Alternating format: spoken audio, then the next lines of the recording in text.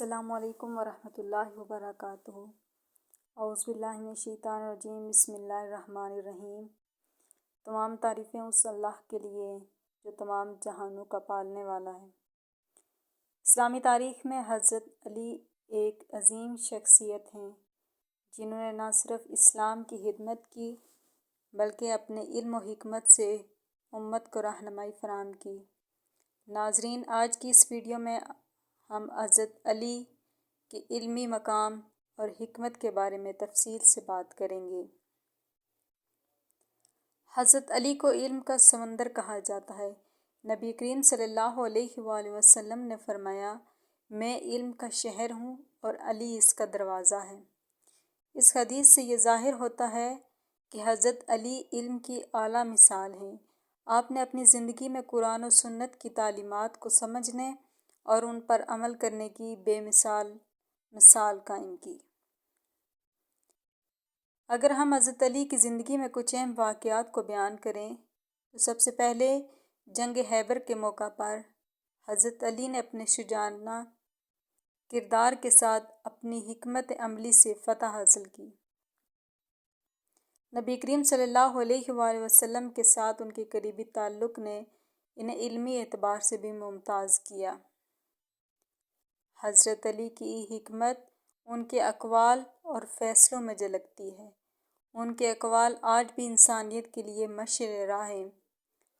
مثلاً، علم مال سے بہتر ہے کیونکہ علم تمہاری حفاظت کرتا ہے جبکہ مال کی حفاظت تمہیں خود کرنی پڑتی ہے۔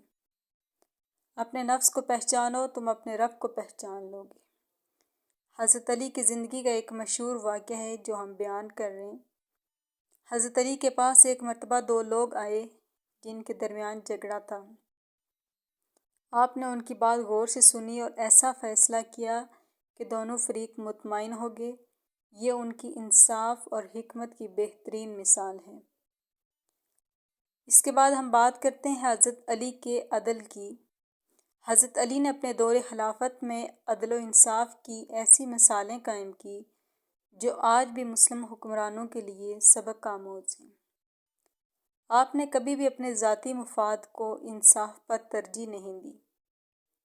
اس میں بھی ہم ایک واقعے کو ایڈ کریں اگر تو ایک یہودی کے ساتھ قضیہ میں حضرت علی کا فیصلہ ایک روشن مثال ہے جس میں آپ نے عدل کے اصولوں کو مقدم رکھا۔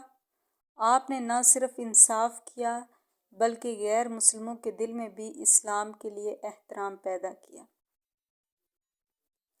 ہم حضرت علی کی زندگی سے یہ سیکھ سکتے ہیں کہ علم کی اہمیت کو سمجھیں اور اسے زندگی میں نافذ کریں۔